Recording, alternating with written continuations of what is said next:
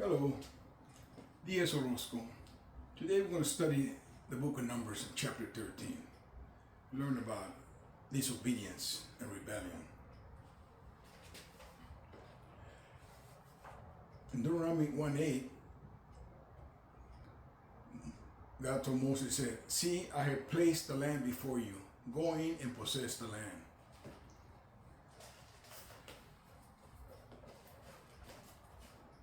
Numbers chapter 13. And the Lord spoke to Moses, saying, "Send men to spy out the land of Canaan, which I am giving to the children of Israel.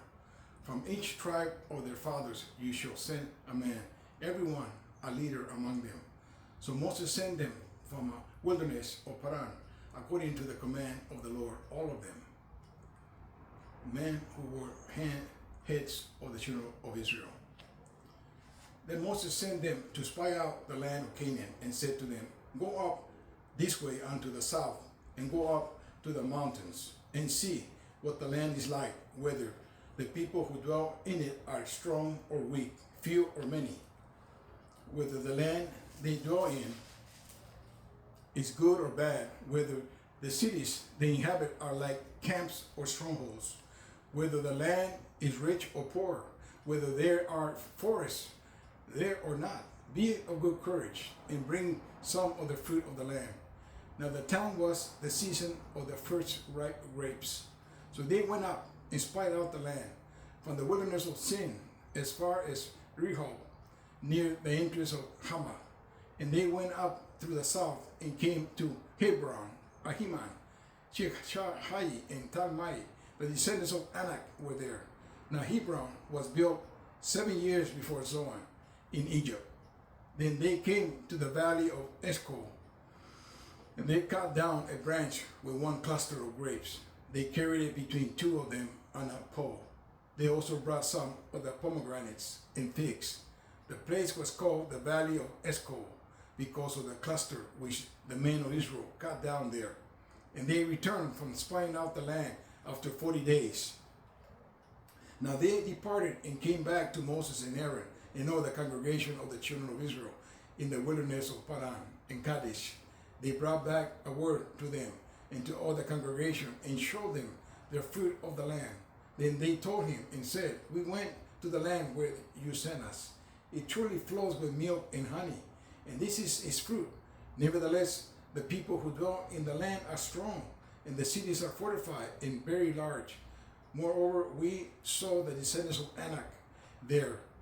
The Amalekites dwell in the land of the south. The Hittites, the Jebusites, the Amorites dwell in the mountains, and Canaanites dwell by the sea and along the banks of the Jordan." Then Caleb quieted and people before Moses said, "Let us go up at once and take possession, for we are well able to overcome it." But the men who had gone up with him said, "We are not able to go up against the people, for they are stronger than we." And they gave the children of Israel a bad report of the land which they had spied out, saying, "The land through which we gone as spies is a land that devours its inhabitants, and all the people whom we saw in it are men of great stature. There we saw giants. The descendants of Anak came from the giants, and we were like grasshoppers in our own sight, so we were in their sight."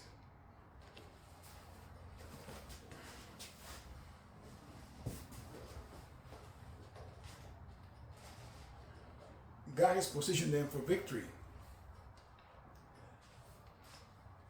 In Exodus 14, 21, 22, it said, "He had opened the Red Sea, and they had marched across dry land.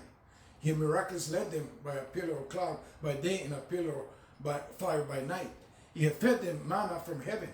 He had caused water to gush forth from the rock at Rephidim in Mount Horeb. He had given them a great victory over their enemies, the Amalekites. The great I Am, the God Almighty, had descended out of heaven and had manifested himself on Mount Sinai in flaming fire and billowing smoke. They heard the great trumpet of God blasting across the plains, summoning them to meet with him. They saw his glory. They heard him speak in an audible voice." In Exodus 3:8, he had promised to bring them to a land good and large, a land flowing with milk and honey, a land of plenty. He has sent the angel of the covenant, the pre-incarnate Son of God, before them to lead, instruct, protect, and guide them to drive out their enemies. Behold, I send an angel before you to keep you in the way and to bring you in the place which I have prepared. Beware of him and obey his voice, provoke him not, for he will not pardon your transgressions, for my name is in him. But if you shall indeed obey his voice and do all that I speak, then I will be an enemy to your enemies, and an adversary unto your adversaries. For my angel shall go before you and bring you unto the Amorites and the Hittites and the Perizzites and the Canaanites, the Hivites and the Jebusites, and I will cut them off. Exodus 23, 20 to 23.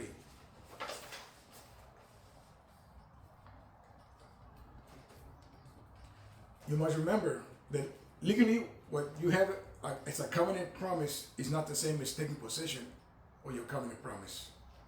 God told them, if you will obey my voice in truth and keep my covenant, then you shall be my own peculiar possession and treasure from among and above all people.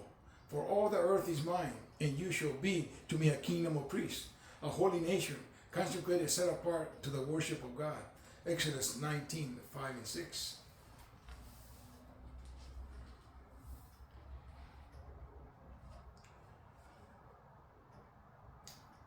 Also remember, if you will seek the Lord with all your heart and ask him to come into your home and make him your place of worship, then he will be there with you. Because God is a consuming fire. You worship in spirit and in truth. Until next time.